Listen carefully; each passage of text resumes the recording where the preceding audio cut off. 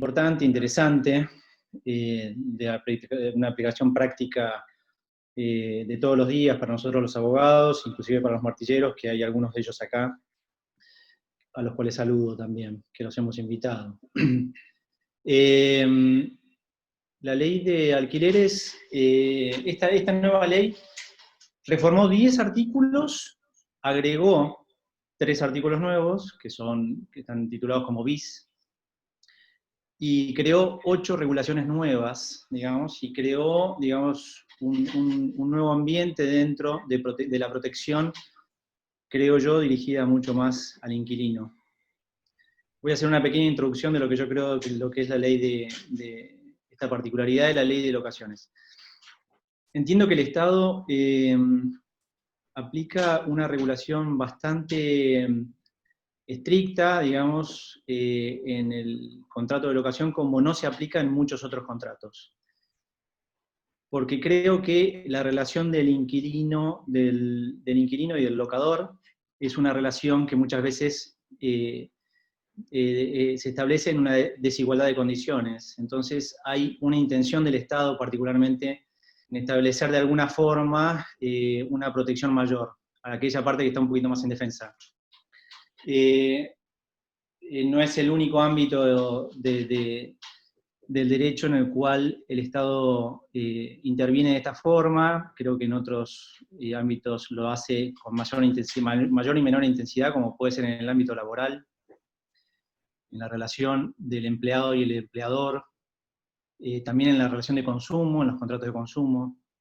Pero particularmente acá, si ustedes, cuando vayamos hablando de cada uno de los artículos de esta nueva ley, vamos a ver que hay una regulación un poquito más estricta en las obligaciones del locador y todo aquello que tenga una vinculación con la vivienda, ¿no? Se establece más una regulación más estricta con respecto a la vivienda, a diferencia con los otros tipos de contratos. De contratos de locación, como puede ser el contrato comercial. Y bueno, a mí me toca muchas veces asesorar tanto a locadores como a locatarios, mayormente asesoro más a locadores. Eso me creó a mí una idea, digamos, un poco más dura respecto al contrato de locación y una crítica también un poco mayor a la intervención del Estado en la autonomía de las partes de la contratación. Creo que siempre pensé que el Estado se mete demasiado en lo que es un acuerdo de voluntades de dos partes. Pero pensando un poquito más el asunto, leyendo lo que es los antecedentes y lo que pasa en otros países, no es únicamente acá en Argentina, sino pasa en gran parte del mundo. Y bueno, me fui dando cuenta que en otros países inclusive la regulación del Estado sobre los contratos de locación es mucho más estricta que en Argentina. Ayer estaba hablando bueno, yo tengo una hermana que vive en Francia. Estaba hablando con ella y me decía que la regulación del contrato del alquiler en Francia es mucho más estricto, y interviene el Estado inclusive no solo en regulaciones de precio, sino también por ejemplo, me daba ejemplos como por ejemplo que no están permitidos los desalojos en invierno para la protección de los inquilinos. Hay una regulación más del Estado para una asistencia a la locación a las personas que necesitan vivienda, y todo esto, por supuesto, por el derecho constitucional de vivienda que tienen todos. Y esto también tiene que ver a consecuencia de lo que esta nueva ley, que es la 27.551, si ustedes ven al final de la ley empieza a hablar de lo que va a ser un proyecto de ayuda del Estado a los inquilinos, que me parece que en realidad se da mucho que, como no existe, digamos, en Argentina todavía ese tipo de ayuda, como existe en otros países, como en Estados Unidos también existe,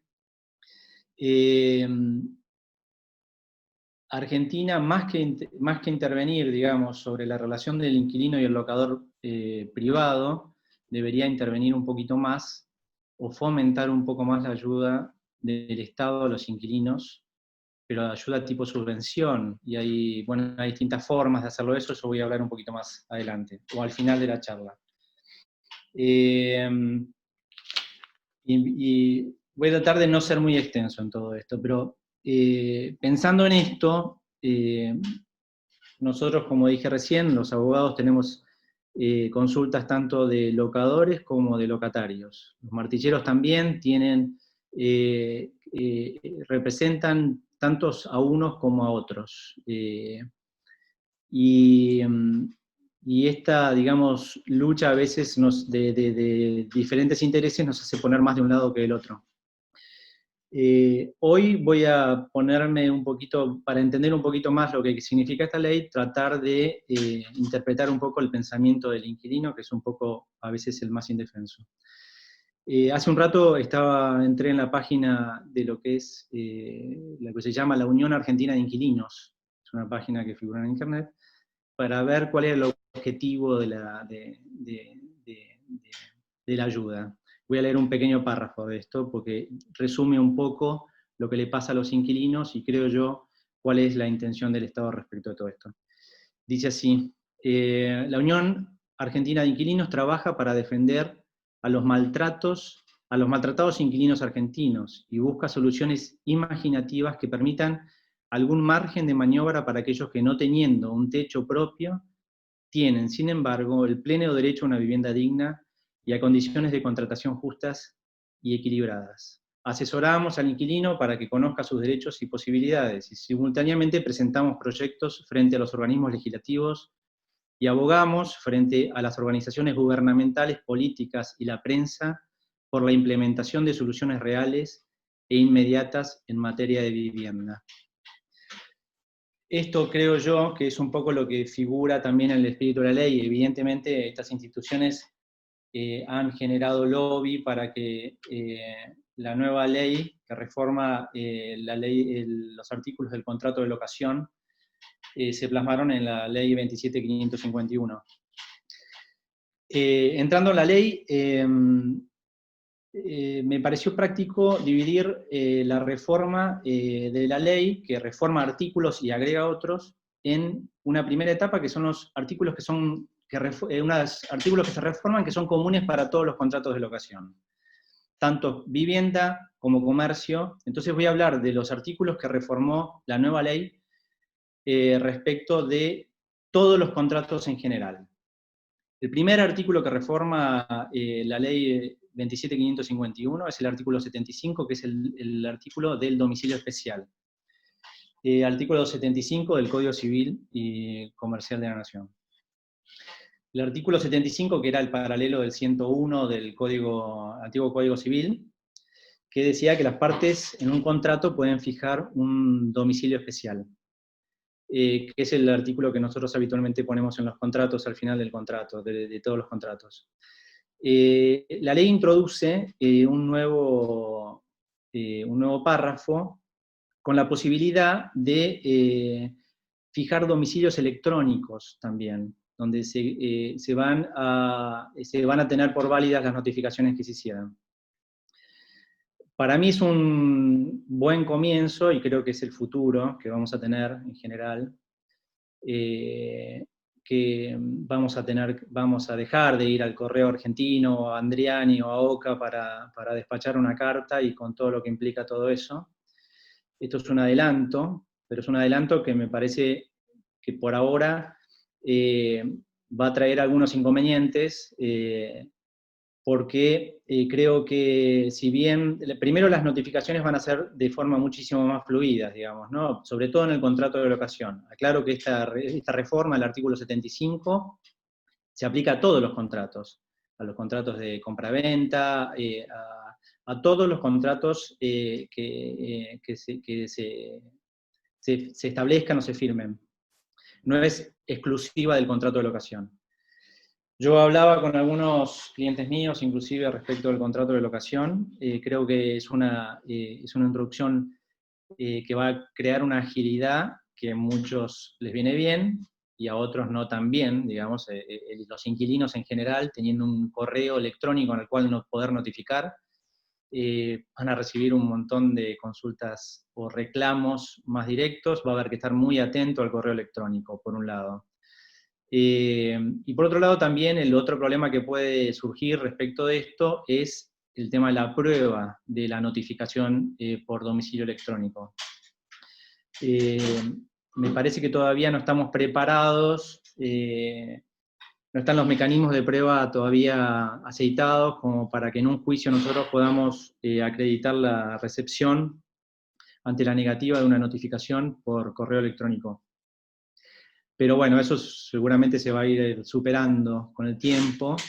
Lo veo como un adelanto, pero me parece que puede llegar a ser, en algunos casos, o en algún tipo de contrato, no tan útil. Bueno, después, ese que hablé del artículo 75, otros dos artículos que habla la reforma de la ley 27.551, que reforma también para todos los contratos, es el plazo mínimo de ley. También, para todos los contratos de locación, el plazo mínimo pasa de 2 años a 3 años. No hay grandes, digamos, dentro del artículo, si ustedes lo comparan con el artículo anterior, el artículo reforma el plazo respecto del plazo mínimo, nada más, no el plazo máximo, y establece también una pequeña reforma respecto del 1199, el artículo 1199 del Código Civil Comercial, en las excepciones, cuando no se considera, cuando hay una excepción al plazo mínimo. Dentro de las excepciones al plazo mínimo, en el inciso B, perdón, voy a ir al 199, el inciso B, si leíamos el antiguo inciso B, decía que en los contratos de habitación, con muebles, que se arrienden con fines de turismo, descanso o similares, si el plazo del contrato supera los 3 meses, se presume que no fue hecho con esos fines. El nuevo artículo del 1199 agrega o de los contratos consecutivos. Esa frase que agrega de los contratos consecutivos dice, es para aquellos lugares donde se alquila por 3 meses y se van renovando contratos de 3 meses. Si uno renueva un nuevo contrato de 3 meses, con esta nueva modificación, se entiende que es un contrato de locación que se tendría que aplicar el plazo mínimo de 3 años. O sea, hasta 3 meses está bien. Si se renueva un contrato de 3 meses, ya se considera que no se considera un nuevo contrato de 3 meses, sino una renovación, y se aplica el plazo mínimo de 3 años. Después, otro artículo que se modifica, que es el 1201, que también es común para todos los contratos comerciales o de vivienda.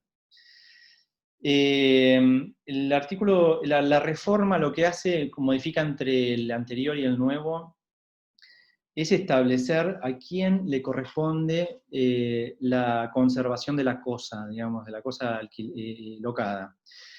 Y para que sea más fácil la interpretación, agrega la palabra, antes hablaba, el artículo, el 1201, antes hablaba de, perdón, tengo 3 cosas al mismo tiempo acá. 1201. El locador hablaba del caso fortuito o hechos no imputables al locador. Acá la reforma lo que hace es establece ya directamente que la opción es todo aquello que no sea imputable al locatario. El agregado de que no fuera imputable al locatario implica que todo aquello que no se le pueda dar una atribución al locatario de responsabilidad sobre la conservación de la cosa le corresponde al locador. Ustedes van a ver que acá se empieza a visualizar un poquito más la intención de la ley, que es respecto de la modificación de las obligaciones del locador.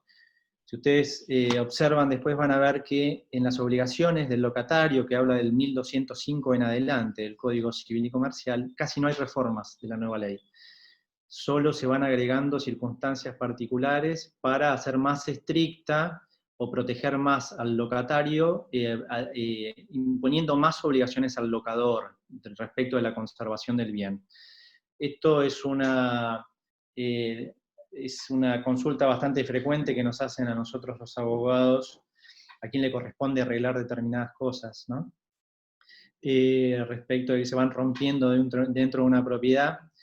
Y ahí hay una conjugación de los artículos que tienen que ver un poco con el 1201, que es de la obligación del locador, y la del, entre las obligaciones del locatario, el 1207, que dice cuándo tienen que ser conservada la cosa o reparada por el locatario.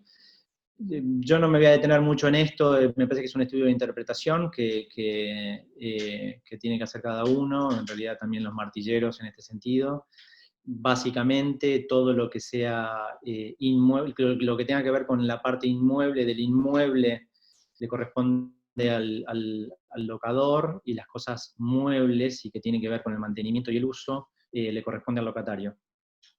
Después, el artículo siguiente que se reforma, y también es común a todos los contratos de locación, es el 1203, que tiene que ver con la frustración del use y goce de la cosa.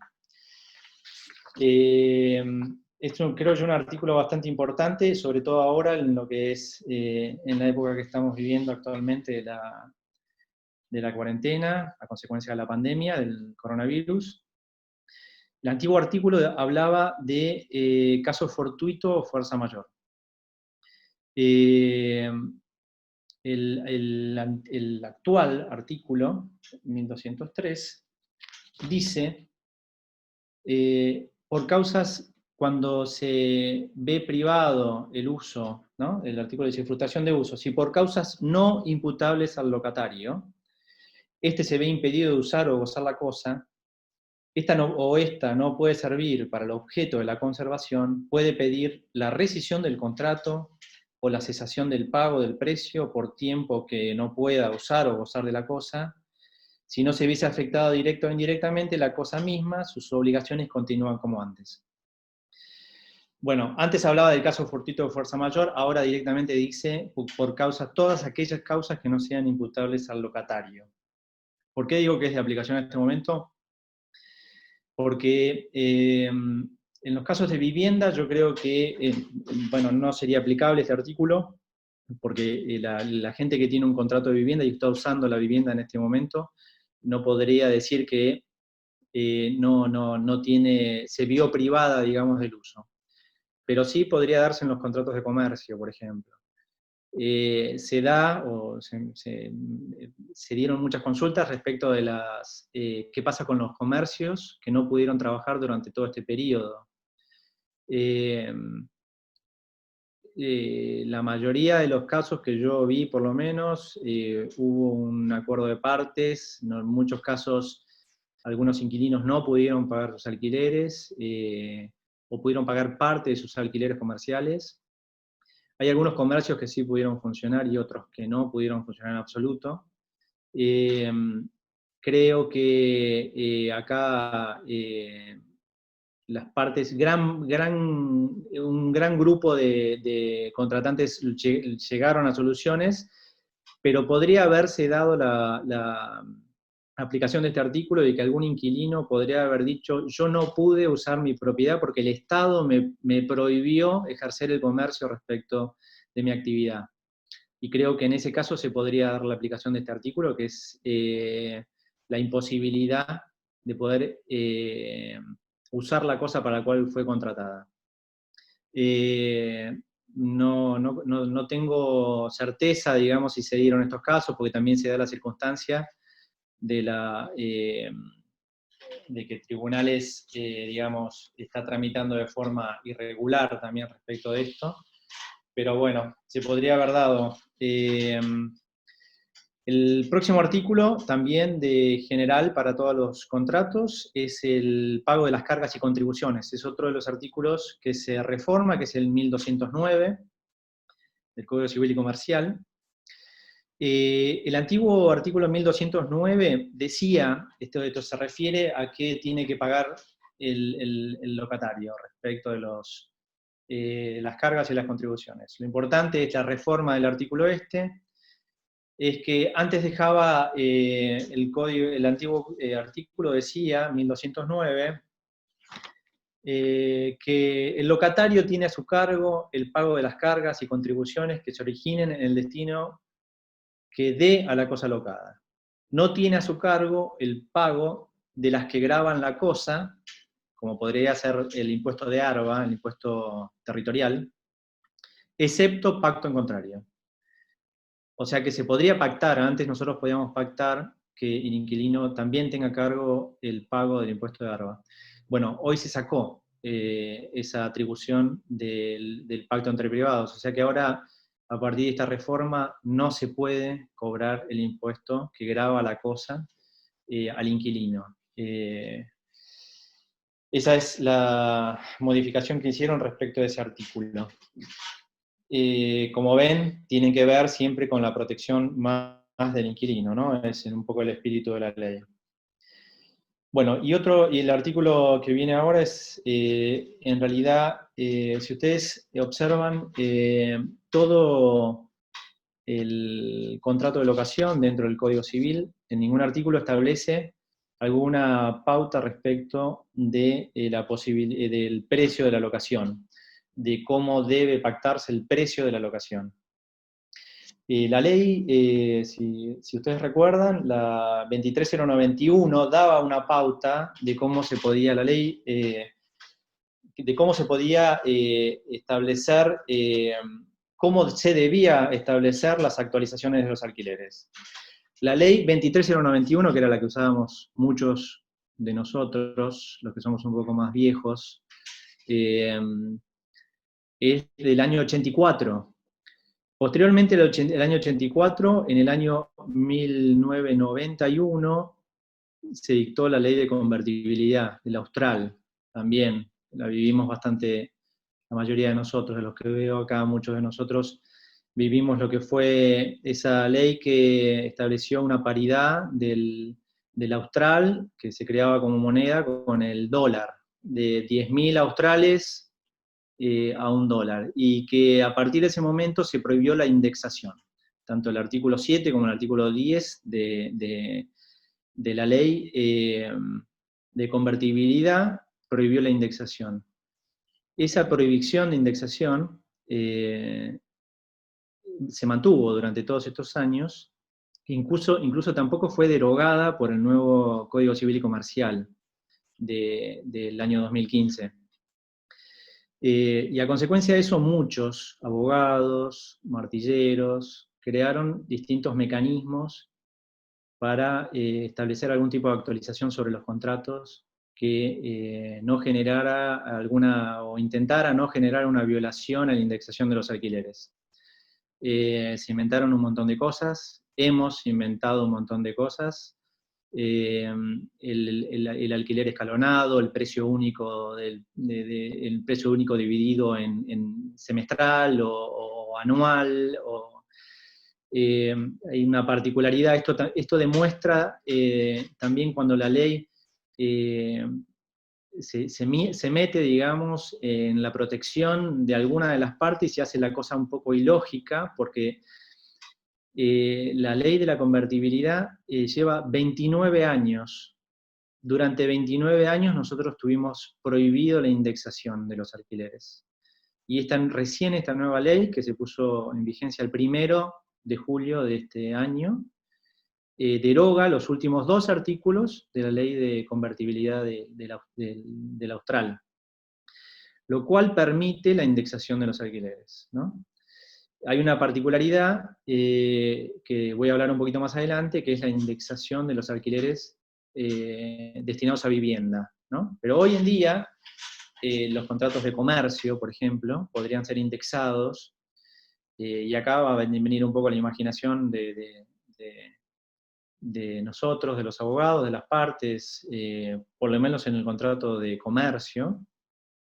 El contrato de locaciones, la 23.091 establecía una forma, permitía, por ejemplo, una forma de indexación bajo el producto que comercializara el inquilino, por ejemplo. Puede ser que se vuelva a aplicar nuevamente. Puede ser que en los contratos comerciales se apliquen indexaciones trimestrales, semestrales o anuales, vaya a saber lo que las partes. Me parece que ahí va a regir la voluntad de la parte, que es lo que debería regir en todos los contratos en general. No pasa lo mismo con la vivienda, y eso lo voy a hablar un poquito más adelante.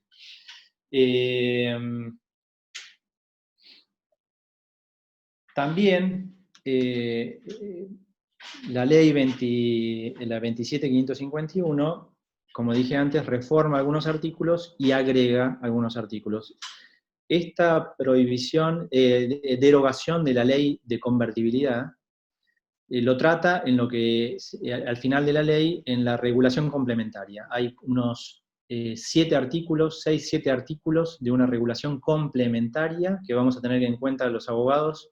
Cuando vayamos a hablar sobre la ley del contrato de locación, vamos a tener que leer actualmente el Código Civil que tenemos, vamos a tener que comprar uno nuevo porque se han reformado algunos artículos, y vamos a tener que tener la ley 27.551 a mano porque hay unos artículos complementarios que no van a estar dentro del Código Civil.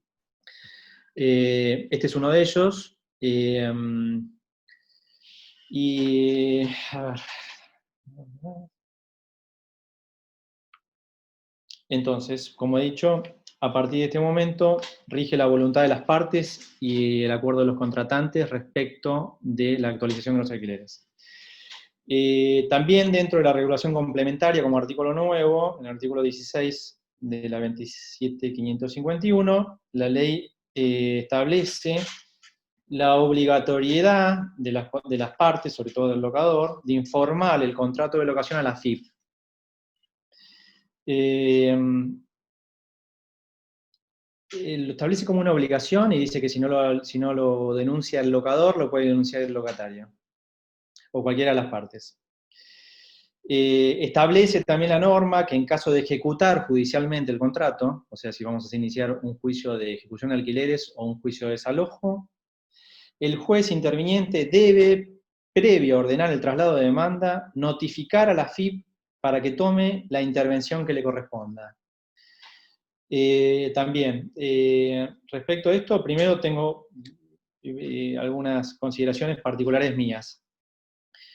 La obligación de notificar, de denunciar a la AFIP el contrato, no era necesaria que la aplique, que la establezca la ley, porque ya existía. Digamos, todos tenemos obligación de denunciar los contratos, las ganancias que tenemos, o los contratos comerciales que tenemos, digamos. Es un agregado de la ley que me parece que es en este afán, digamos, de ejercer un poco más de presión sobre los locadores, para regularizar sus contratos, para que no haya contratos en negro. Pero antes tampoco se podían, no era legal, digamos, no denunciar los contratos de locación, y acá le pone a los jueces una obligación que para mí también es bastante llamativa, porque establece que sobre todos los contratos de locación el juez tiene la obligación de informar a la AFIP. Ahora me parece extraño que sea solo sobre los contratos de locación, porque ¿por qué no podría pasar lo mismo con un contrato, un juicio que se creara con un contrato de compraventa, ¿no? Obligaciones de cualquier otro tipo de contrato que se hiciere. ¿Por qué en los otros contratos el juez no tiene que notificar a la AFIP y sí sobre el contrato de locación, digamos, ¿no? Tendría que haber sido una norma más amplia, o no tendrían que haber dicho nada respecto de esto, ¿no? Bueno, ahora voy a referirme, todo lo que dije hasta este momento fue sobre modificaciones que tienen en común sobre todos los contratos de locación. Ahora voy a hablar de las modificaciones que tienen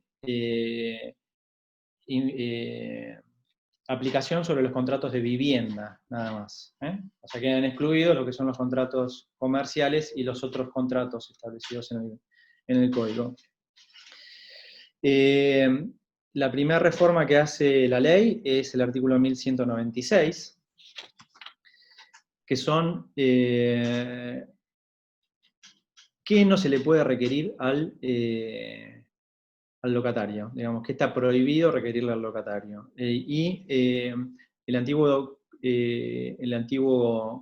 artículo del Código Civil y Comercial establecía 3 incisos nada más, ahora tenemos 5. Bueno, los voy a leer, que es el pago de alquileres anticipados por periodos mayores a un mes. Digamos, no se puede pedir a un inquilino que adelante más de un mes de alquiler. El depósito en garantía, este es uno de las reformas que establece la nueva ley. Depósito de garantía o exigencias asimilables por cantidad mayor, decía el antiguo artículo, del importe equivalente a un mes de alquiler por cada año de locación contratado. Eso decía el antiguo artículo.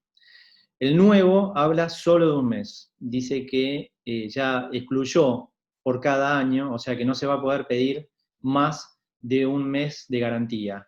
Y agrega, bueno, no más ahora voy a lo que dice la ley nueva, la reforma, un mes por anticipado, más del importe equivalente al primer mes de garantía, otra cosa que establece la nueva ley es que la garantía tiene que ser igual al primer mes de locación y después se tiene que devolver igual al último mes de locación, que es una forma de actualización de la garantía. Que realmente me parece una reforma bastante justa, porque era muy común que los locadores devolvieran el mismo importe y en los contratos pusiéramos nosotros que el importe de la garantía no se iba a actualizar durante todo el periodo y se iba a devolver exactamente el mismo importe, excepto que se pusieran como garantía dólares, por ejemplo, ¿no? En ese caso, como es una moneda estable, tendría más sentido devolver el mismo importe. En este caso, la reforma dice que hay que restituirla igual al último mes y al momento, y agrega algo más, que es que tiene que devolverse al momento de entregarse la propiedad. Ahora vamos a hablar un poco de eso también. Tampoco dice que no se puede, bueno, lo mismo que el artículo anterior, que no se puede cobrar el valor llave o equivalente, estamos hablando de vivienda, no se puede cobrar llave, y que tampoco se puede requerir la firma de pagarés o cualquier otro documento que no fuera parte del contrato. Este agregado de la ley también me parece que es como el tema de la FIP, digamos. Antes tampoco se podía o no era lícito exigir la firma de pagarés para encubrir, en definitiva, otro precio, el precio real de lo que se estaba alquilando. Con lo cual creo que en realidad no era necesario ponerlo como dentro de un inciso nuevo dentro de la ley, decir que no se puede requerir del inquilino la firma de un pagaré, digamos, no tiene mucha lógica.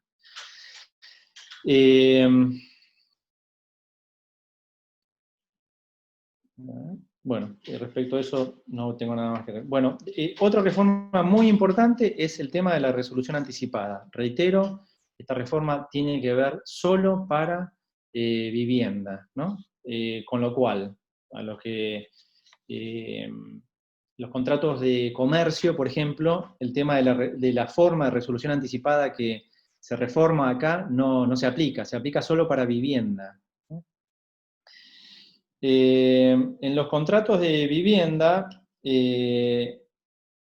la reforma importante que se aplica al inciso A, dice, luego transcurridos 6 meses, bueno, esta es mi redacción, ¿no? Luego de transcurridos 6 meses, si el locatario notifica al locador su voluntad de rescisión con 3 meses de anticipación, no debe abonar indemnización alguna.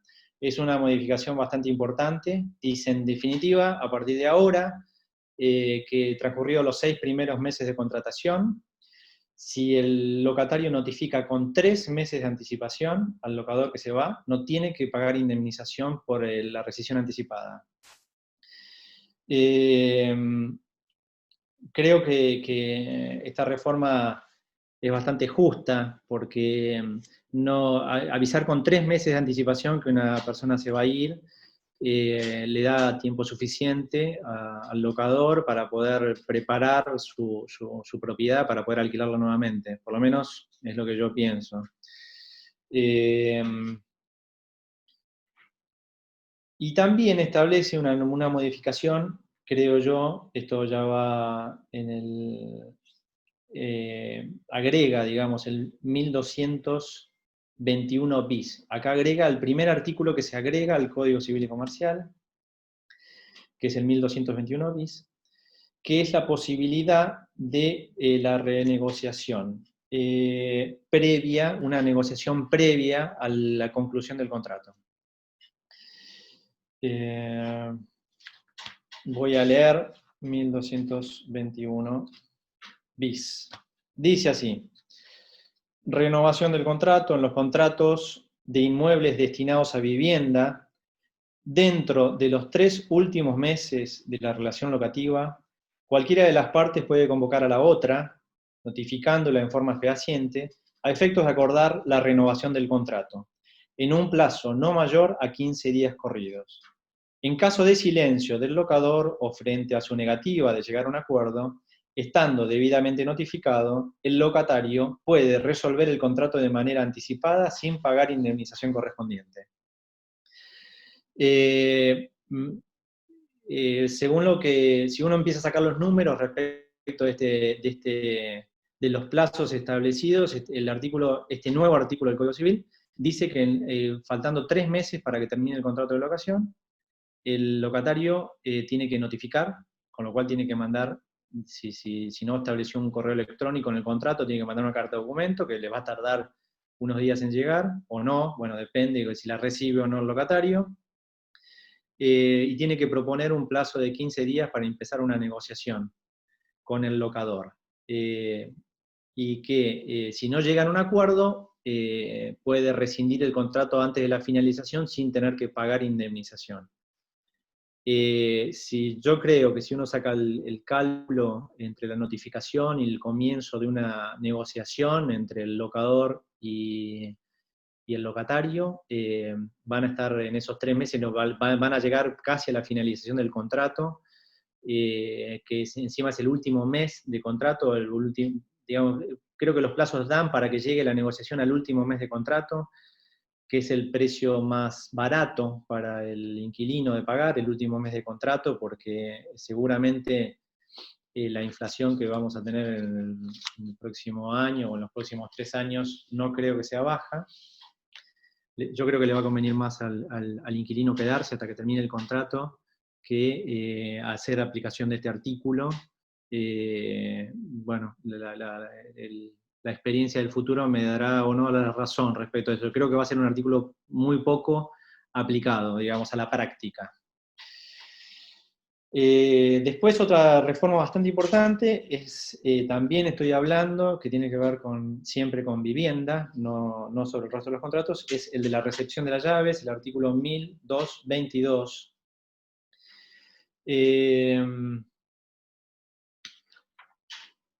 Dice que el artículo nuevo dice: en ningún caso el locador puede negarse a recibir las llaves del inmueble o condicionar la misma sin perjuicio de la reserva por las obligaciones pendientes a cargo del locatario. Y agrega: en ningún caso se deberán alquileres ni obligación accesoria a partir de la notificación fehaciente realizada al locador a efectos de recibir las llaves del inmueble, siempre que el locatario efectúe la consignación judicial dentro de los 10 días hábiles siguientes a la misma. No sé si les habrá pasado a ustedes, pero a mí particularmente en algunos casos se daba que algunos locadores se negaban a recibir las llaves porque el inmueble no estaba en las condiciones que ellos consideraban que debía estar, y el locatario, para que no generar más alquileres, más multas, se veía un poco obligado a hacer todas las reparaciones, inclusive a veces arbitrarias o un poco injustas del locador, y generaba más deuda. Esta reforma, que creo que yo va también, creo que es una reforma bastante justa, establece que una vez que está notificado el locador de la entrega de las llaves, de la voluntad de entrega de las llaves del locatario, no se puede negar bajo ningún concepto, y que tiene, si la propiedad no está en las condiciones que él cree que deberían estar, le quedará la acción posterior para reclamar los daños que podría haber tenido la propiedad, y esto tiene que ver también un poco con la garantía que queda de reserva, o con multas posteriores, digamos, ¿no? Bueno, después viene un agregado con la regulación en la regulación complementaria de la ley, o sea, que va a ser agregado afuera del Código Civil, es el tema de la garantía. También, reitero, para vivienda, ¿no? Perdón, con respecto al artículo anterior, con el tema de la recepción de las llaves, una crítica a lo que establece la ley. La ley estableció esta obligatoriedad de la recepción de las llaves a los contratos de vivienda.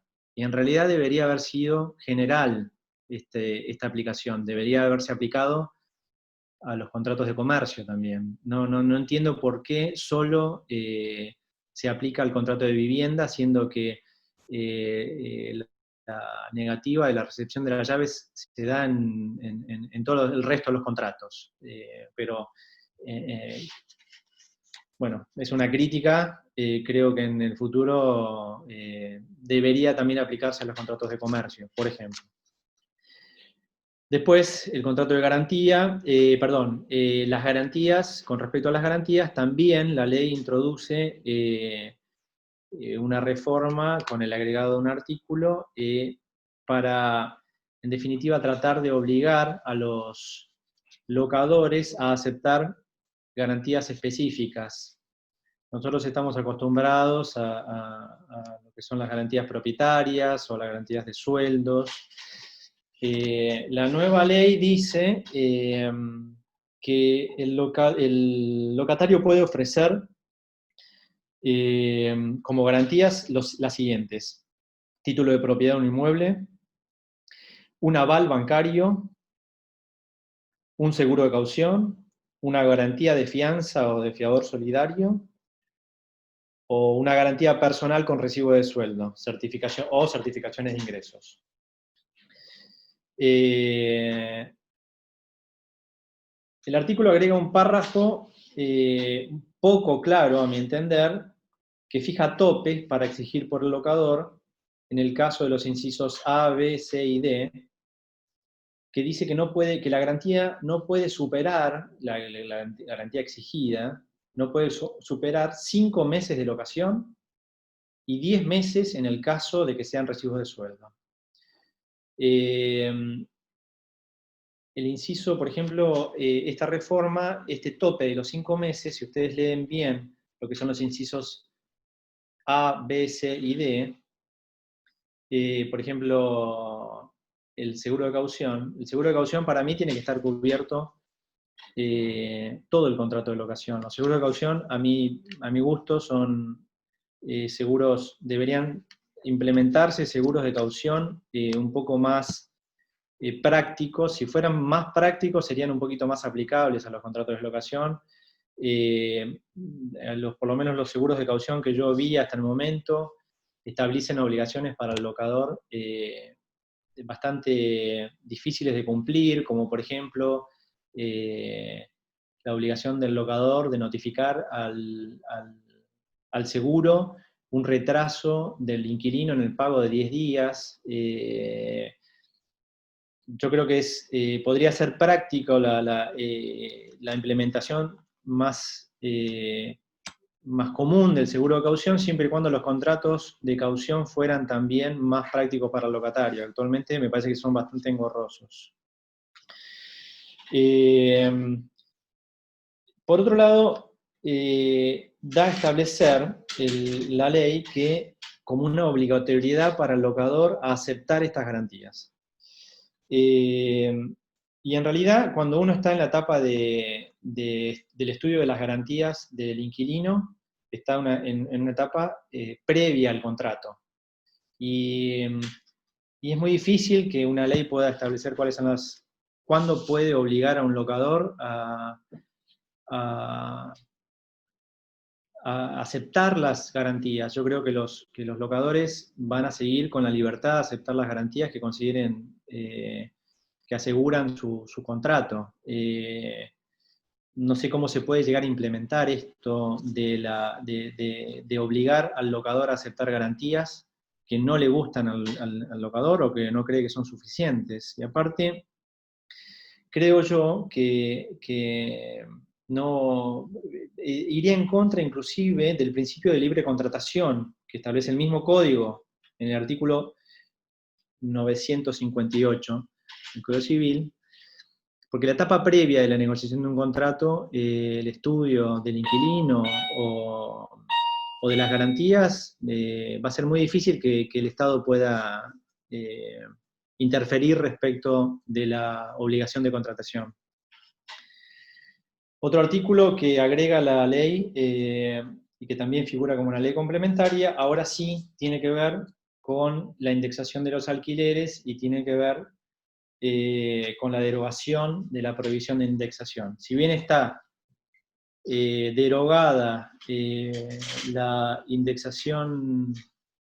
prohibición de indexación de alquileres, se estableció un mecanismo de indexación especial para los contratos de vivienda, con dos pautas fundamentales. La primera es que no se va a poder indexar el contrato de vivienda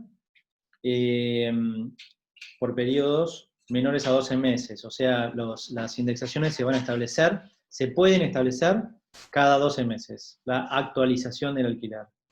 Y la actualización del alquiler se va a establecer con un índice que va a estar dividido en un 50% por el índice de precios del consumidor, el IPC, y el otro 50% por el RIPTE, que es el índice de remuneración imponible promedio de los trabajadores estatales.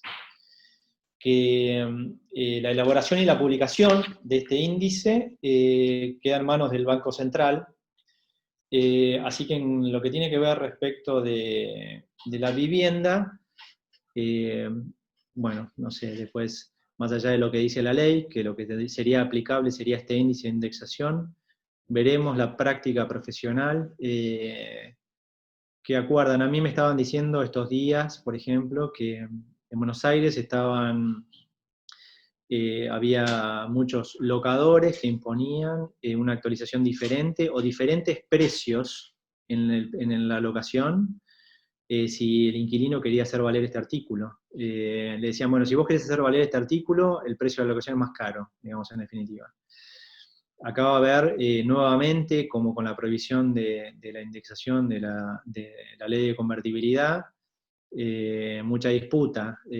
Yo creo que va a tener que ver mucho con lo que va a pasar en Argentina, con la inflación que vamos a vivir seguramente en este periodo y en los años que vienen por delante.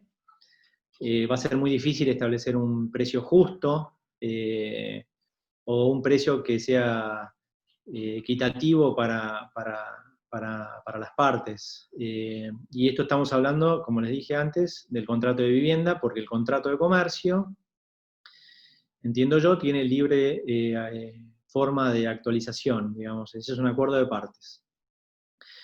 Bueno, la nueva norma de la actualización de los precios también dice que está prohibido cualquier otro tipo de actualización que no sea esta que establece la ley, como así también cualquier bonificación u otra metodología que implique una actualización encubierta o diferente a la expresamente autorizada. Este es un agregado, como dije antes, como el tema de la FIP, es un agregado que para mí está de más. Está claro que antes tampoco estaba permitido. Si la ley dice que solo se puede actualizar por los índices que acabo de decir, no es necesario que diga que no se puede actualizar por otro, en un párrafo siguiente que diga que no se puede actualizar por otro tipo de índice, o cláusulas encubiertas o bonificaciones de precio, como también se hacían en muchos otros contratos. No sé cómo vamos de tiempo, doctor. No quiero ser muy extenso respecto de esto. Quise dar un poquito la interpretación que yo tengo de lo que es esta reforma.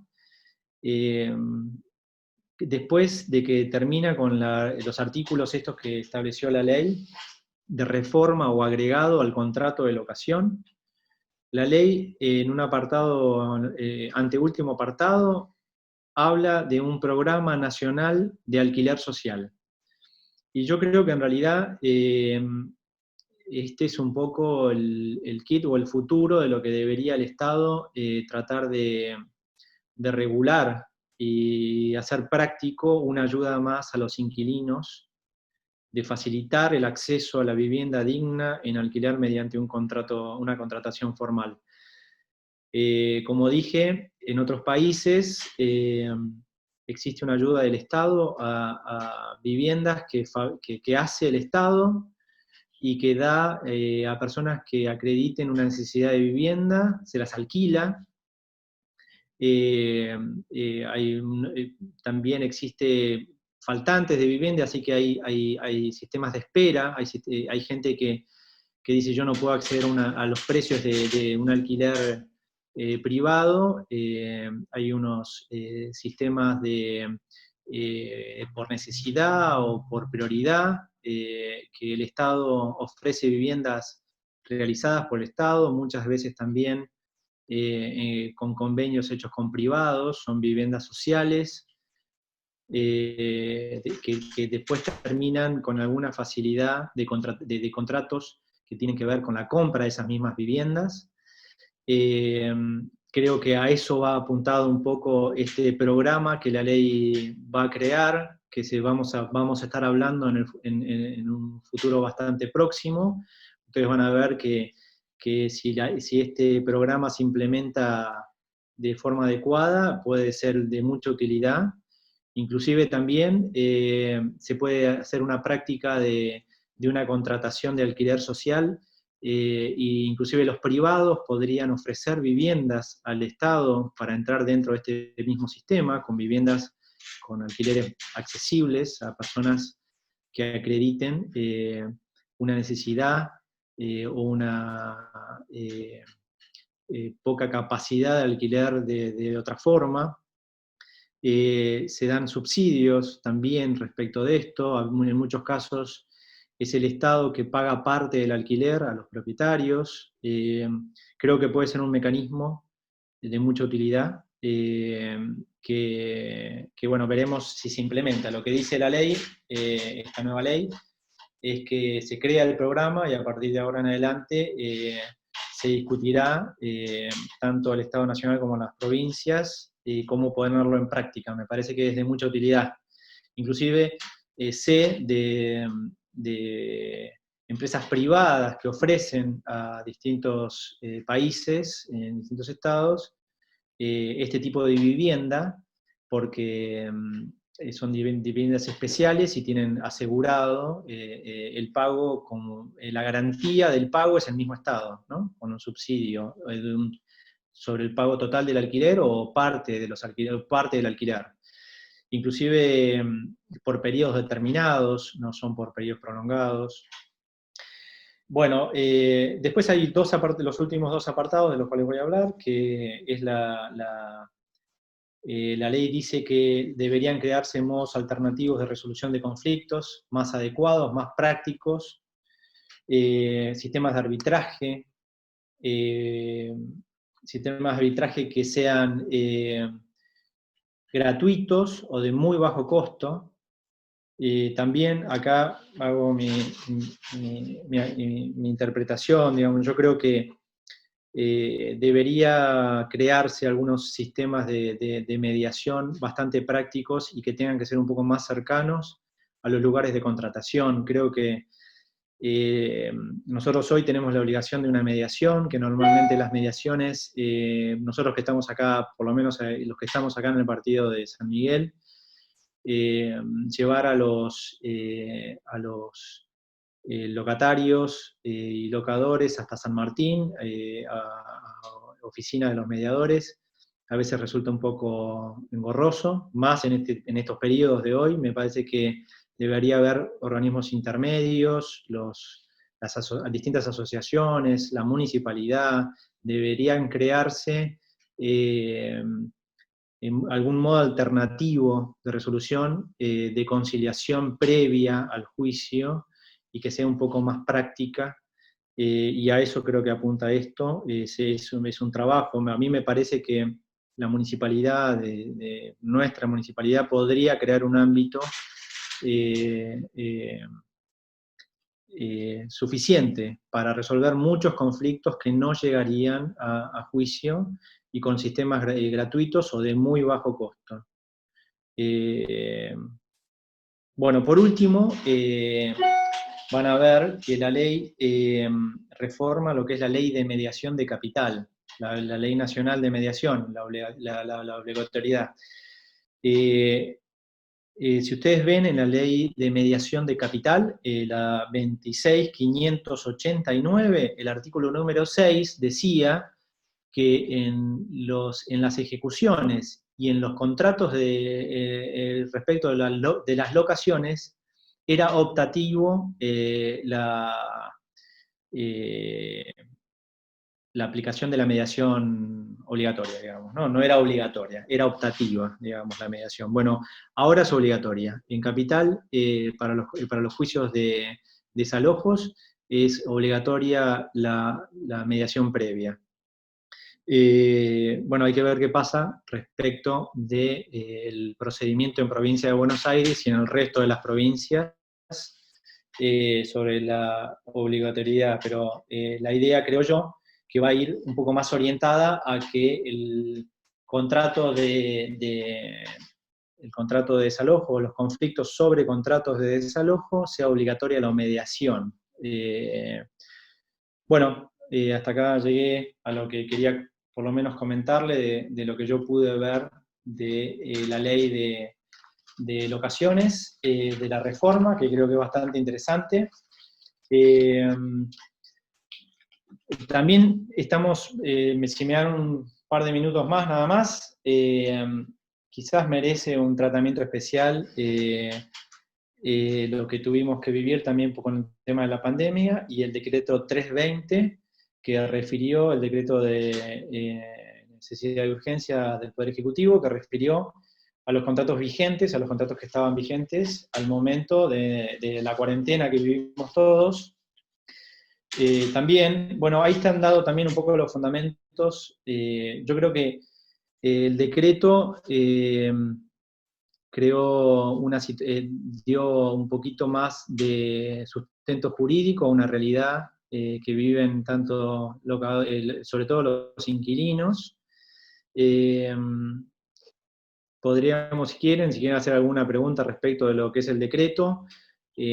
Básicamente, voy a hacer un repaso muy básico de lo que establece el decreto. Es que aquellos contratos que tenían vencimiento hasta el, creo que dice 31 de marzo, no me acuerdo si es 31 de marzo o 21 de marzo, fueron prorrogados hasta el 30 de septiembre, excepto pacto en contrario, o sea, daba la libertad al inquilino de poder aplicar la finalización del contrato antes, si así se daba. Se congelaron los alquileres, los valores de los alquileres se congelaron hasta el 30 de septiembre. Esos montos, hay dos particularidades respecto a eso. Hay muchos contratos que terminaron durante ese periodo. Hay contratos que terminaron durante marzo, abril, mayo, junio, o sea que siguen pagando igual que el último mes de alquiler. Se modifican aquellos contratos que tenían pactado alguna actualización, que no terminan en este periodo y que se había pactado alguna actualización. Esas actualizaciones se van a poder cobrar después, a partir de octubre. Como también se aplica este pago posterior, creo yo que también hay bastantes dudas respecto a esto. ¿Qué pasa con aquellos inquilinos que no pudieron pagar que no pagaron los alquileres durante todo este periodo de abril, mayo, junio, julio y agosto, o pagaron parte de los alquileres.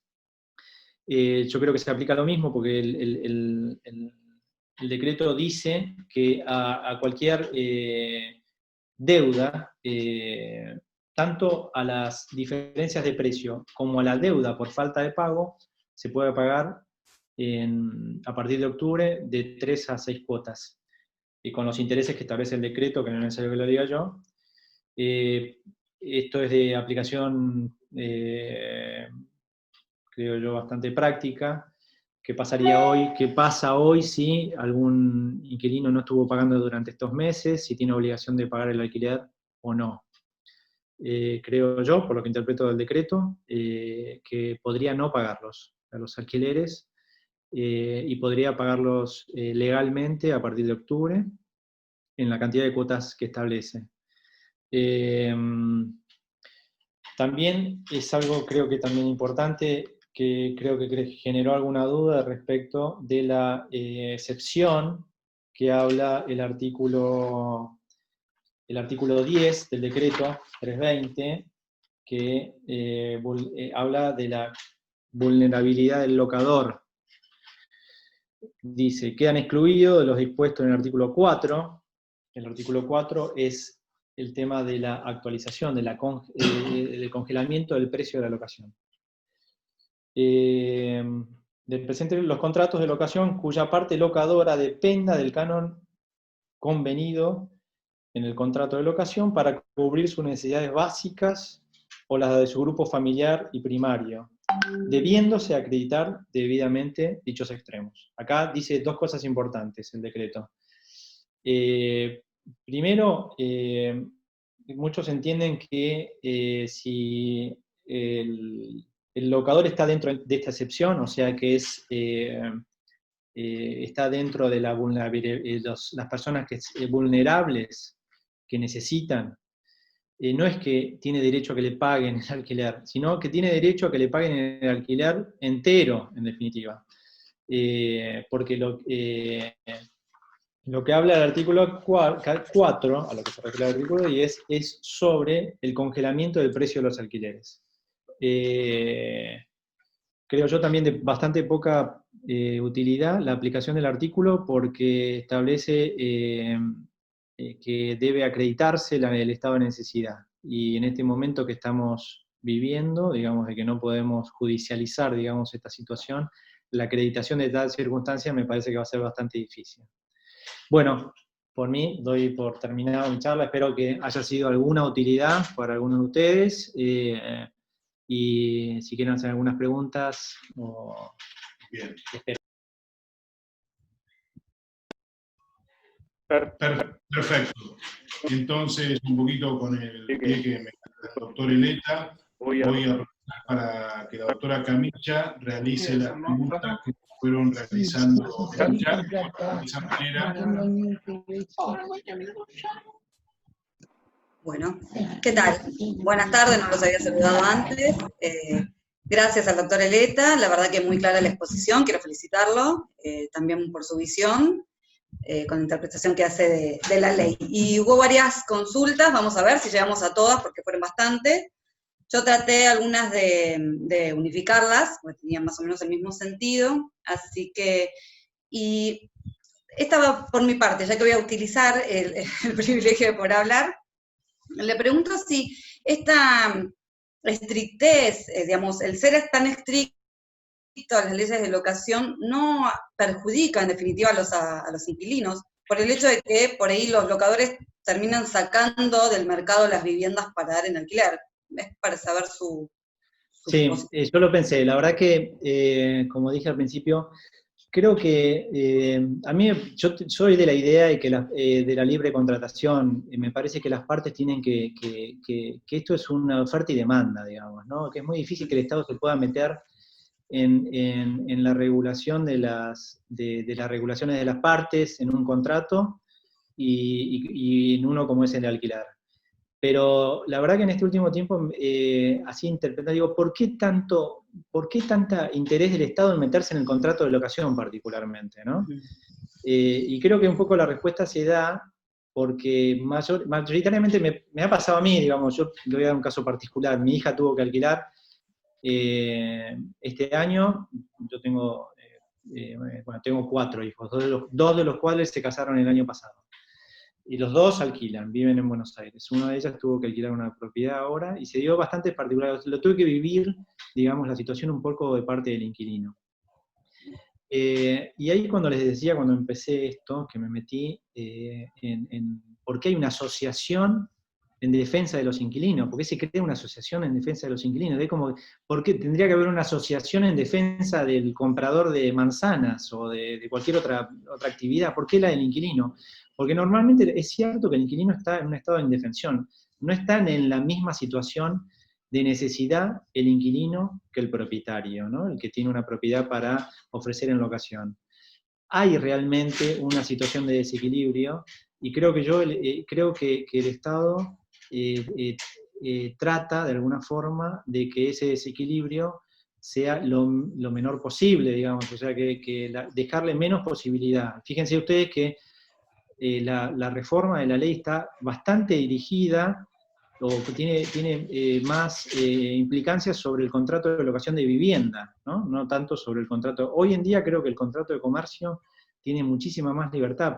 En el contrato de comercio, excepto por la cantidad de años, se puede establecer un precio que fijen las partes, con una actualización que las partes quieran establecer, con una garantía que crean conveniente. En eso no se está metiendo, pero sí se mete en lo que es vivienda.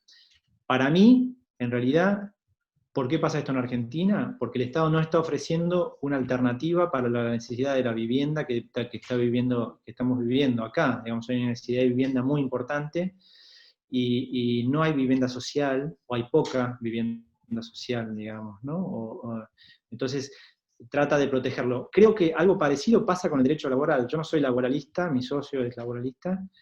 Yo siempre me pregunto, yo siendo abogado que me dedico un poco más al derecho civil, me llama mucho la atención el derecho laboral. Siempre digo que es un derecho aparte, digamos, que usan leyes aparte, digamos, interpretación de prueba diferente. Creo que es sobreprotección la sobreprotección del empleado. Porque también ahí en el derecho laboral se da una situación de desigualdad entre el empleador y el empleado. Y el Estado trata, de alguna forma, de que esa desigualdad sea, de alguna forma, menos dura, menos estricta, muchas veces con una buena solución, otra, creo yo, no siendo laboralista, errada. Yo creo, no sé, seguramente muchos de acá me pueden llegar a criticar, pero yo no creo que la doble indemnización sea una solución. Creo que todo lo contrario. Para mí la doble indemnización es un escollo. Digamos. Yo también soy empleador.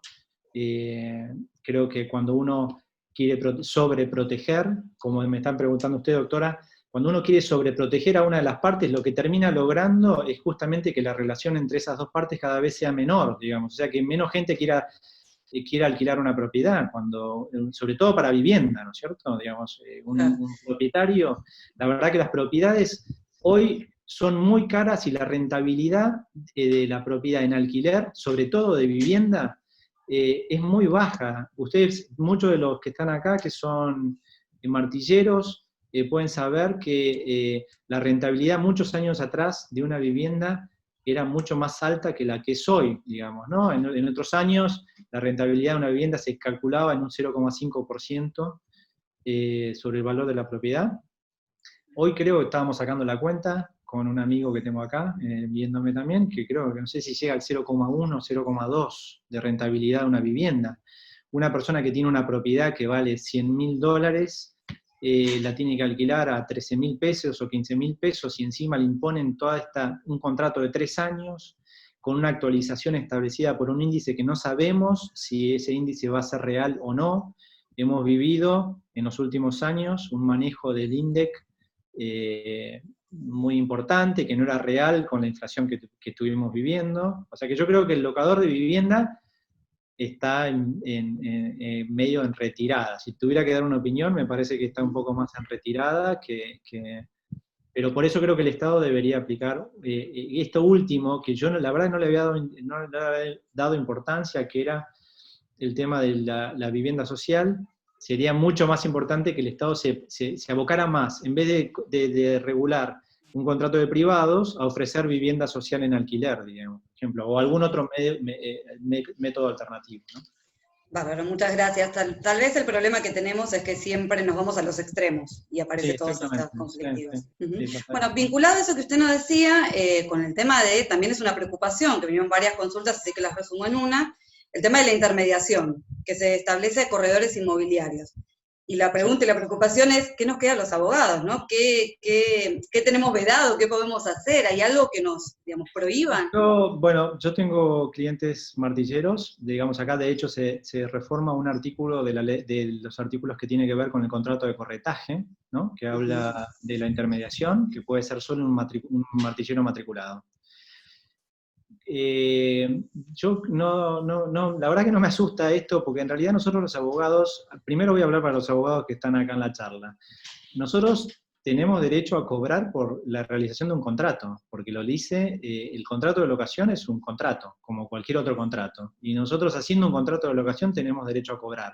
Y eso, esta ley no veda esa facultad del abogado de cobrar sus honorarios por haber realizado un contrato, que es muy diferente a la intermediación. La intermediación que hacen los martilleros es la presentación de dos particulares, digamos, de un propietario y de un inquilino. Es un trabajo muy diferente al de los abogados.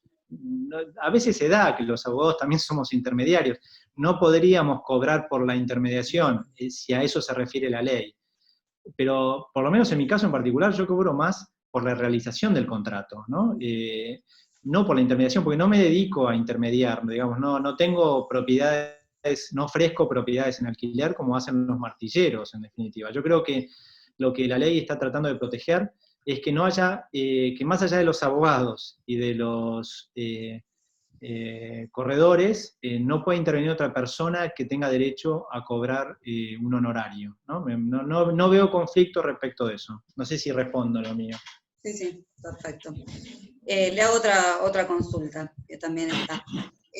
Con relación al depósito, ¿sí? Que decía que recibía una determinada suma y al momento de terminarse, al momento de la entrega de la propiedad, debía entregarse una suma diferente, que era actualizada al último mes de locación. ¿Se puede contratar en dólares? Creo que lo dijo, pero bueno, para reforzar el concepto.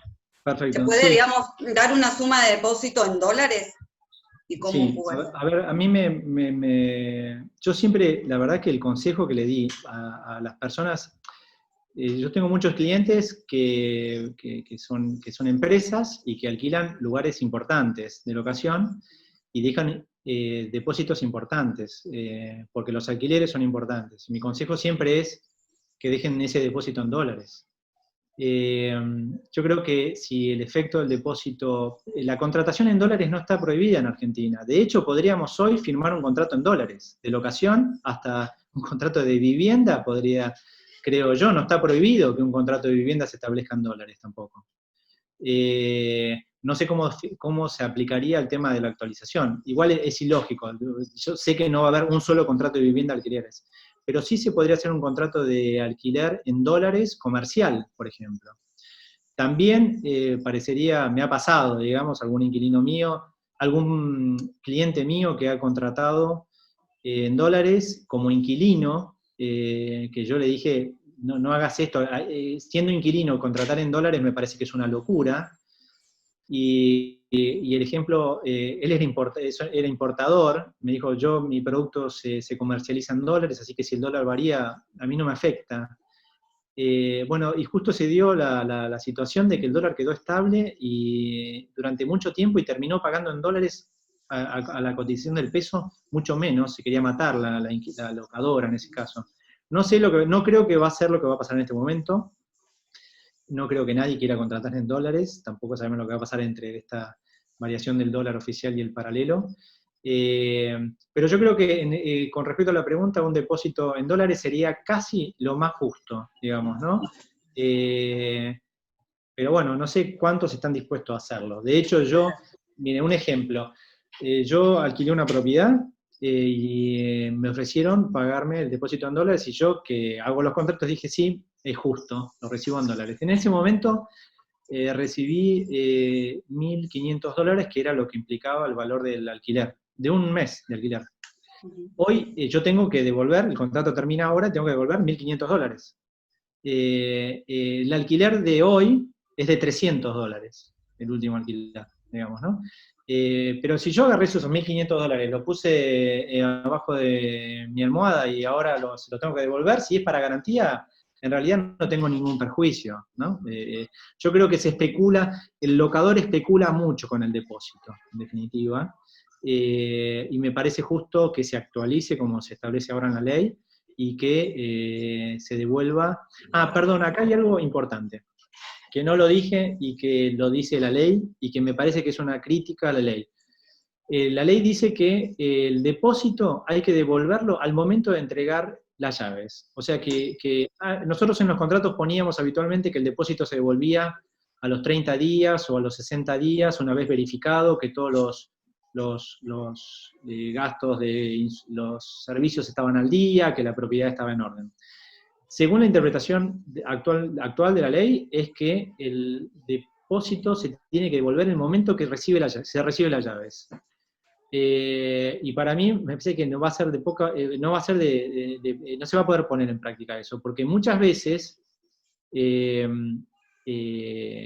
la propiedad no se recibe en las condiciones en que se entregó, por ejemplo, y hay que arreglarla, y uno nunca sabe qué costo va a llevar un arreglo por la rotura de una pared, de un caño, de un techo, de un pozo que hicieron, de una puerta nueva que pusieron y que hay que sacarla. Así que yo creo que esa devolución de la garantía va a seguir, va a seguir siendo no inmediata, sino que va a ser un posterior, digamos, ¿no? Perfecto. Le hago una más y vemos cómo estamos con los tiempos. Esto tiene que ver con el tema de la actualización, este índice que se aplica. Para actualizarlo, lo que se pregunta acá es, en realidad, cómo se lleva a la práctica, en tanto que esa actualización se publica mes vencido. ¿Cómo Sí. se realiza en la práctica cuando todavía no sabemos? Ese es otro problema que no establece la ley, porque en realidad en el mes 12, el día el 366, o sea, el primer día posterior, seguramente ya se aplica la actualización, pero no vamos a tener el índice en ese momento, y no sabemos cuánto tiene que pagar, como el alquiler se paga por mes adelantado, excepto que sea del 1 al 10, se va a tener que sumar los últimos 12 meses, va a tener que ser muy estricta la publicación del índice al día 1 de cada mes del Banco Central para poder aplicarse. Va a haber un desfasaje de unos días para poder aplicarse en el día número 12, ¿no? Estamos hablando de vivienda siempre, ¿no es cierto? Porque ese índice se aplica solo para vivienda. Así que esto es un trabajo que van a tener que hacer los propietarios y los administradores de propiedades, que el día ese, cuando se renueva, van a tener que estar muy al día. Para aplicar la actualización creo que va a ser un poco difícil, porque el inquilino va a querer saber a cuánto se le va a ir el alquiler en el mes 13 del contrato, y no lo va a saber, porque va a tener un estimado, pero no va a saber exactamente cuál es el monto, ¿no? Esto ya, disculpe, le hago otra pregunta, que están varias consultando lo mismo. ¿Ya entró en vigencia? ¿Está en vigencia? ¿Cuándo empieza a regir esta ley? Sí, pasó algo bastante particular, porque esta ley esta ley se viene discutiendo hace bastante tiempo. Se aprobó a mediados de junio y entró en vigencia, se publicó el 29 de junio y entró en vigencia a las 24 horas de la publicación. Entró en vigencia el 1 de julio, o sea que la ley está vigente para los nuevos contratos. Habría que estudiar la aplicación sobre los contratos que están en trámite, digamos, ¿no? Si estas reformas de la ley se aplican sobre los contratos que están en trámite. Yo creo que respecto de las actualizaciones de alquileres, no se va a poder aplicar a los contratos que están en trámite, porque la ley no es retroactiva. se va a aplicar para los nuevos contratos. Digamos, yo creo que de esto vamos a tener que tener una charla dentro de un año para saber cuál fue la práctica, digamos, de qué se inventa, porque la verdad que yo creo que, como siempre, vamos a inventar un montón de cosas para evadir, digamos, estas obligaciones. Perfecto, muchas gracias. Eduardo, ¿cómo venimos? ¿Seguimos preguntando? Ay, mirá que hay varias preguntas más. No sé cómo estamos de tiempo. Yo no tengo problemas, ¿eh? Eduardo, estás silenciado. Estamos bien de tiempo, Gaby. Continúa con las preguntas, no hay ningún inconveniente. Perfecto. Bueno, seguimos con el tema de los conflictos que se puedan generar con el contrato, y muchos planteaban si podemos utilizar como instrumento de mediación lo que es defensa del consumidor, los departamentos de las municipalidades, los distintos organismos de defensa del consumidor. ¿Cómo lo ve desde ese punto de vista para solucionar lo que se pueda generar? Sí, no, me parece que no es una relación de, digamos, el contrato de locación no es una relación de consumo, no aplica, para mí no aplica la ley de defensa del consumidor, pero creo que sería muy sencillo, digamos. Yo la verdad es que no tuve oportunidad, me parece que es un trabajo, podría ser un trabajo del círculo de abogados, de los colegios de abogados, de la municipalidad, un trabajo en conjunto con la municipalidad. Yo creo que necesitamos no tener que llegar hasta tribunales, a San Martín, para litigar sobre estos asuntos, como se da en el conflicto de las locaciones. También se dan los conflictos de vecinos, por ejemplo. No sé si a ustedes les habrá pasado, pero muchas veces viene gente a consultar porque mi vecino está haciendo mucho ruido, o porque el perro mordió, o porque la pared, o porque el árbol, las ramas caen sobre mi techo, y que son temas que para nosotros a veces son, que nos queremos sacar de encima, son temas que antieconómicos para los abogados, pero para la gente es muy importante resolver esos conflictos. No hay un lugar donde resolver esos conflictos. Creo que quizás la municipalidad debería crear un ámbito de resolución de conflictos de este tipo, práctico y eficiente, y para ser eficiente debería tener algún tipo de obligatoriedad, algún tipo de sanción, digamos. Es un tema para estudiar. Pero no creo, digamos, si a mí me citaran a una mediación de defensa al consumidor por un contrato de locación, no iría, porque creo que no estoy obligado a ir a defensa al consumidor. Muy claro, gracias. Bien, le hago otra consulta que tiene que ver con la posibilidad de descontar del depósito las deudas que queden después de la entrega de la llave. Sí.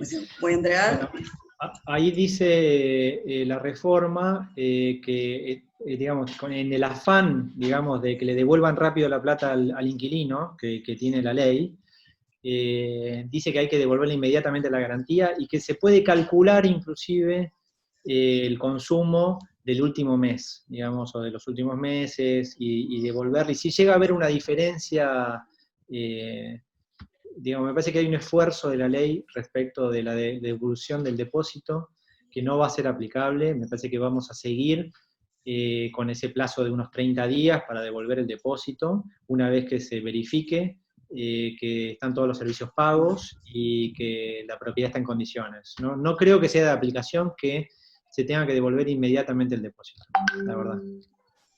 Bien, le transmito otra, quiero aclarar que es una mera transmisión, porque yo tengo mis reparos con esta pregunta, pero no voy a censurar nada. Dice, ¿es posible ampliar la garantía firmando un contrato de mutuo adicional incausado?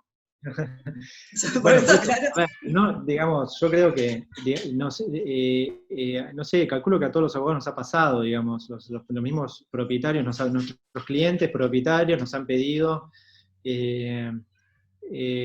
fijar algunas pautas como para no declarar el contrato del valor entero del contrato de locación.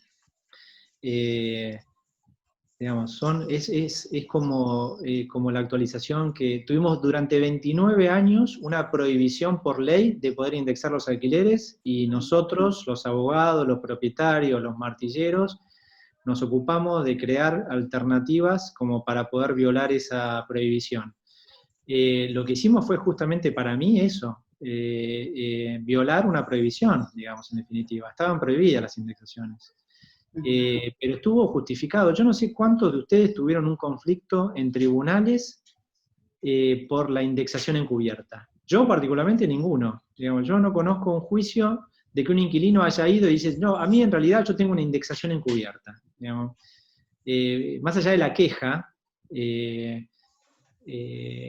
me parece que, o que la ley imponga, digamos, fíjense que en esta ley está dicho inclusive textualmente, dicen, no hagan contratos anexos para violar nuestra indexación establecida por ley, digamos.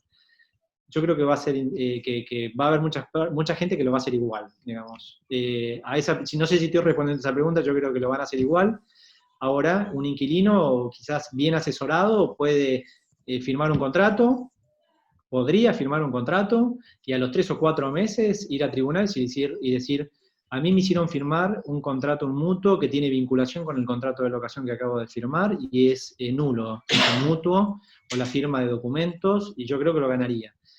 No sé cuántos lo van a hacer, pero bueno, me parece que no sé si respondo a esa pregunta. Creo que se van a hacer igual y siguen siendo nulos, en definitiva, ¿no?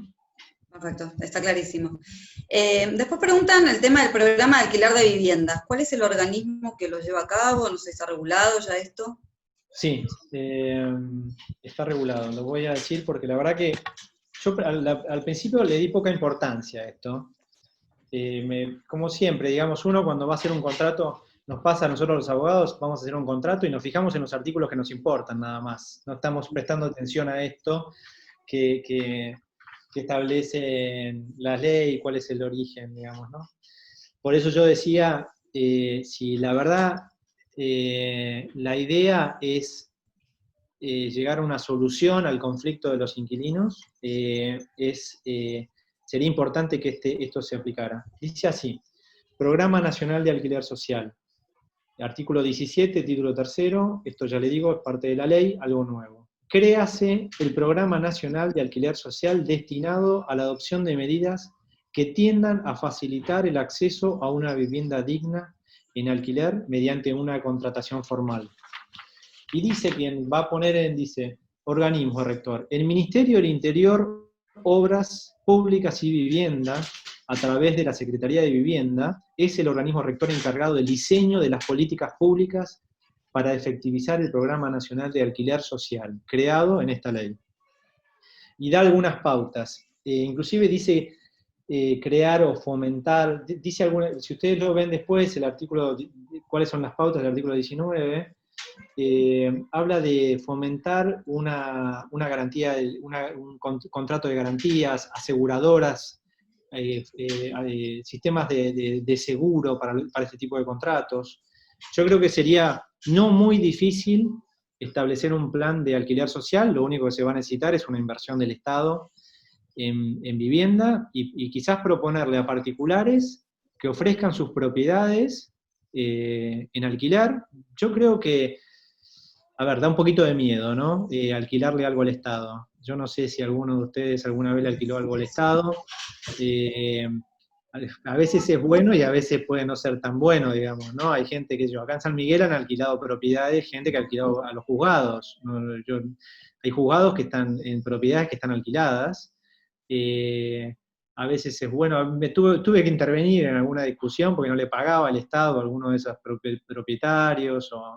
Puede ser bueno, digamos, si se implementa bien, yo creo que es de mucha utilidad. Y quizás a un particular alquilarle una propiedad que sea sencilla, no sea una propiedad de mucho valor, y tener como garante al Estado para poder cobrar, podría ser bueno.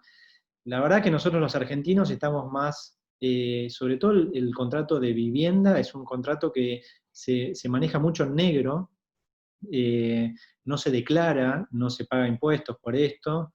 Tendríamos que cambiar un poco la cabeza, todos nosotros, y no tenerle tanto miedo a denunciar la existencia de un contrato, y que sea el Estado que nos pague parte del alquiler, o todo el alquiler, digamos, ¿no?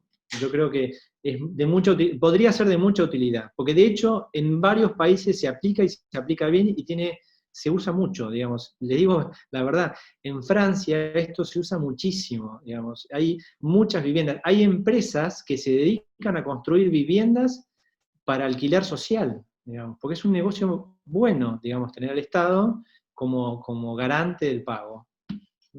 Bien. Bueno, y vinculado a esto que decía del AFIP, también están preguntando mucho sobre eso. ¿Cómo digamos, se realiza la declaración? ¿Qué tipo de inscripción debe tener? No sé si puede hacer Sí, alguna... ahí la ley dice que es una obligación declarar el contrato. Como dije antes, para mí era una obligación antes de la ley también, siempre lo fue declarar un contrato. Me parece que es una pregunta que tendríamos que hacerle un poco más. Va a haber la ley dice que le va a decir a la AFIP que adopte un mecanismo que sea fácil la denuncia del alquiler en la AFIP, digamos, ¿no? No sé, yo particularmente tengo mi contadora, supongo que son una pregunta más dirigida a contadores que a abogados, cómo se implementaría esto, qué consecuencias puede llegar a tener. Yo creo que particularmente es un poco más el miedo que tenemos. El alquiler de vivienda no son el ingreso del alquiler de la vivienda es normalmente no son montos exorbitantes, digamos. Piensen ustedes que hay alquileres de vivienda de 7.000 pesos a 40.000 pesos, digamos, o sea que declarar ese valor, yo no le tendría tanto miedo, más miedo le tendría, o sea, los que tienden más a dibujar, entre comillas, los precios de los contratos y la declaración, son los contratos comerciales, aquellos contratos importantes, digamos, yo creo contratos de arriba de los 100.000 pesos, 200.000, 500.000, 1.000.000 de pesos, digamos, ¿no? Pero es una pregunta que habría que charlarla un poquito más con los contadores que nosotros con los abogados, ¿no? Muy bien, gracias. También está el tema de si se va a prorrogar el decreto 320, si se habló de algo de esa prórroga, ¿en qué situación estamos? Es una buena pregunta, muy buena pregunta. Si, digamos, viendo cómo está, ustedes, ¿quiénes de todos los que estamos acá pensábamos que íbamos a estar a un paso de llegar a agosto y estar en cuarentena todavía, ¿no? Yo creo que cuando el 20 de marzo nos dijeron que entrábamos en cuarentena, de hecho, a muchos nos agarró un poquito, entre comillas, de sorpresa. Hay mucha gente que dejó sus cosas a medios hacer, digamos, obras, fábricas, un montón de cosas. Y nos dijeron que íbamos a estar 15 días confinados, nos pareció una eternidad, y ya llevamos 130, casi 130 días confinados. Claro. Yo creo que cuando hicieron el decreto, o sea, en definitiva, cuando hicieron el decreto 320, no calcularon tampoco que iba a pasar esto, porque si no, este decreto para mí llegaba hasta diciembre sin duda. Y creo yo que va a haber alguna prórroga de este decreto, como también como creo que ya se está hablando de una prórroga de la doble indemnización. No sé si ya la aplicaron o está a punto de aplicarse, creo que se prorroga por 3 meses más el periodo de doble indemnización, de pago de doble indemnización. En general va a pasar esto, me parece que es muy probable, a pesar de los propietarios, locadores, que este decreto se prorrogue o parte de todo esto se prorrogue. Veremos. Bárbaro. Y vamos con una más que es un ejercicio para todos también, creo. Dice, si el inquilino notifica en el 4º mes la finalización del contrato a efectivizarse el 7º mes, ¿quedaría exceptuado de abonar indemnización? No. Eso con esto que había hecho el tiempo. No, porque en realidad lo que dice, a ver si entiendo bien la pregunta, pero lo que dice la ley, la decía antes y lo dijo siempre, de la resolución anticipada, es que una vez que una persona contrata, tanto vivienda o como comercio, debe prácticamente, no lo dice la ley, pero es así, asegurarle al locador 6 meses de contrato, ¿no? Lo que está diciendo es, los primeros 6 meses son obligatorios de pagar, ¿no? Y lo que dijo es que a partir del 6º mes, o sea, del 7º en adelante, se puede rescindir el contrato, pagando una indemnización. Si es entre el mes número 7 y el número 12, 1 mes y medio. Si era pasando el primer año, o sea, a partir del número 13, el mes número 13, pagando solo 1 mes. Mi interpretación es que lo que está diciendo la ley es que los 6 primeros meses tienen que pasar obligatoriamente. O sea, lo que tendría que pasar en este caso es que a partir del 6º mes, recién ahí el inquilino podría notificar que dentro de 3 meses, o sea, en el mes número 9, estaría dejando la propiedad, y a partir de ese momento no pagaría indemnización, ¿no? Es mi interpretación, digamos, si alguno piensa otra cosa, lo dice, lo podemos discutir, pero para mí es así. Muy bien, gracias. Y vamos con una más, y yo creo que estaría, porque unifiqué unas cuantas. ¿A qué considera domicilio electrónico la ley? ¿Sí? Si es solo el email, ¿qué es lo que se interpreta? Claro, esa es otra muy buena pregunta. Bueno, nosotros los abogados tenemos un domicilio digital, electrónico digital, que es por intermedio, por lo menos acá en Provincia de Buenos Aires, que es el token en Capital con el domicilio electrónico. Digamos, yo creo que lo que dice la ley está hablando a ver, voy a leer textualmente. Perdón, todas las notificaciones, dice domicilio electrónico. Para mí un domicilio electrónico es un email. Un email para mí es un domicilio electrónico. Lo que pasa es que esto, como dije, es casi diría yo un arrebato, digamos, de adelantar lo que va a ser un poco el futuro. Porque en la actualidad existe el domicilio digital que asegura, el domicilio digital asegura como la prueba de una notificación o de una recepción de una notificación.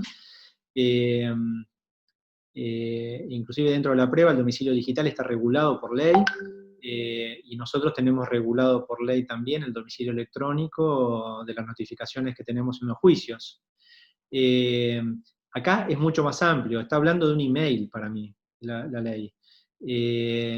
Y creo que si bien es una innovación importantísima, digo también es un poco peligrosa, ¿no? Porque, a ver, poniéndolo en la práctica respecto al contrato de locación, ¿no? En un contrato de comercio o industrial, por ejemplo, me parece muy práctico, entre una empresa con otra empresa. De hecho, es así. Hoy entre las empresas todas las notificaciones son electrónicas, es por domicilio, por mail, ¿no? Y se está viendo mucho la prueba de la notificación vía mail como prueba en el proceso civil, digamos, ¿no? En el proceso penal, la amplitud de la prueba es mucho mayor que en el proceso civil.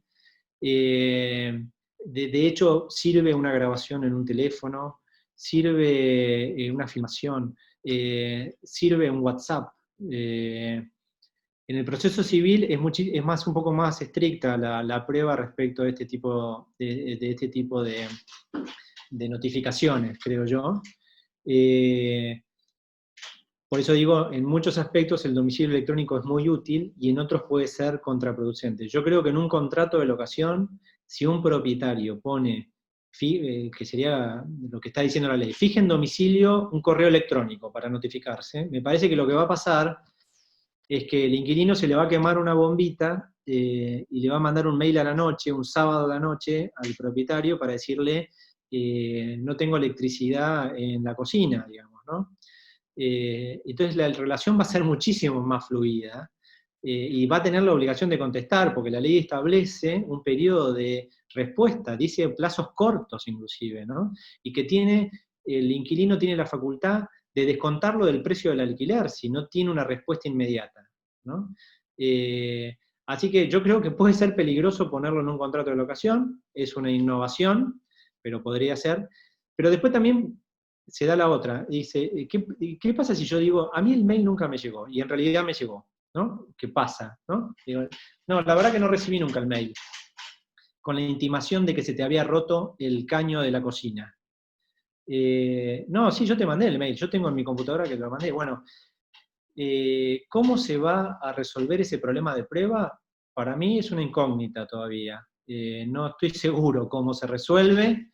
Debe haber muchos de los que están acá que quizás tuvieran alguna buena experiencia, pero habrá que mandar prueba informativa a Yahoo, a Gmail, a, no sé, a Microsoft, a, no sé, a todos los sistemas como para que respondan a ver si ese mail llegó o no llegó, siendo que son mails que no tienen firma electrónica, digamos, ¿no?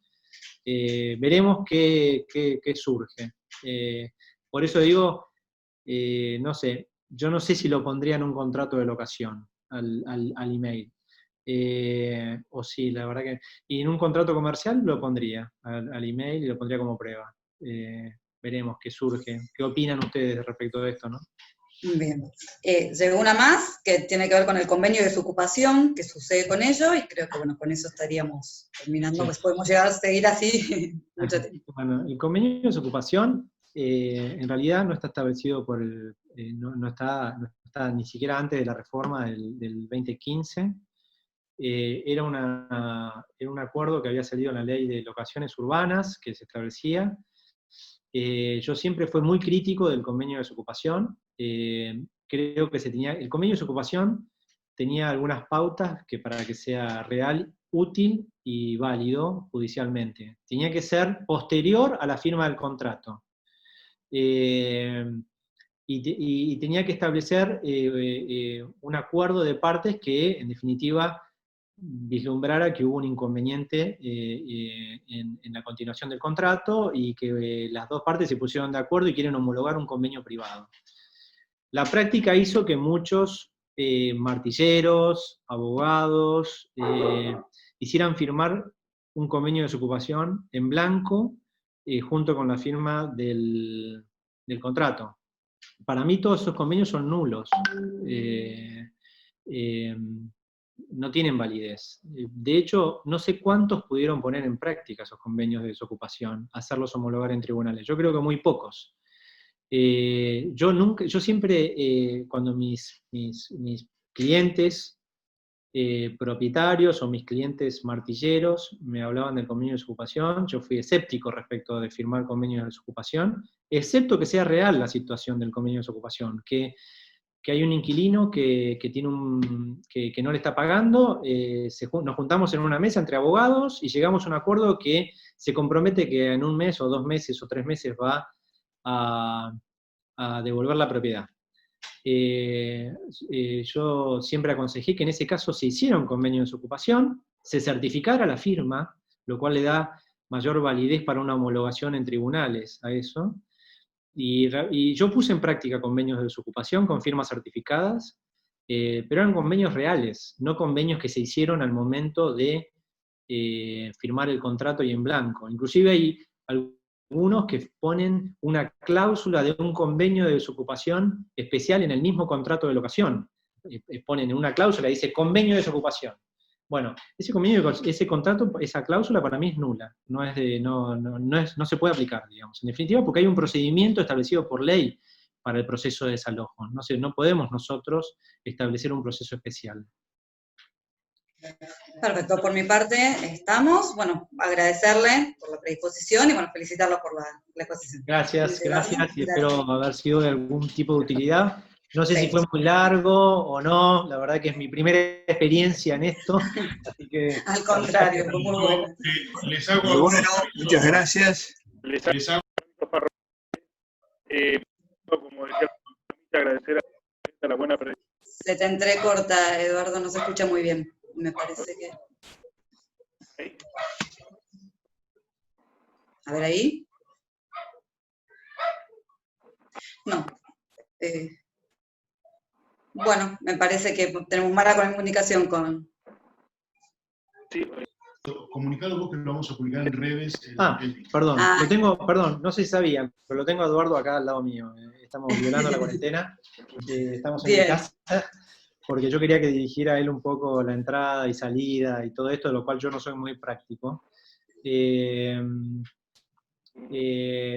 escribí algo respecto de esto, vamos a tratar de publicarlo, digamos, puede llegar, ya les digo, no es un estudio jurisprudencial, es mi interpretación de lo que dice la ley, las cosas prácticas y no prácticas, que lo vamos a publicar no sé bien, en la página en las redes del Círculo. Seguramente lo publique nosotros, yo tengo una página de mi estudio, tiene una página, también la publicaremos en la página de mi estudio. Creo que muchos de ustedes conocen al doctor Mancilla, que es mi socio, porque habla bastante, me dijeron por acá, por estas cosas, yo está organizando cosas, no sé si anda por acá metido. Sí, lo apreciamos mucho. Está metido. Ahí está, por ahí anda. Bueno, vamos a tratar de levantarlo, si les sirve de utilidad, lo mismo que acabo de decir, lo puse también en un artículo, y inclusive también respecto a un artículo de lo que es el decreto 320, que también es muy interesante, la aplicación del artículo. Yo creo que el decreto 320 fue muy útil para muchas partes. Veremos qué es lo que pasa en el futuro. Perfecto, bueno, gracias a todos por participar. No sé, creo Está que Eduardo silenciado. está silenciado. Gracias. Sí.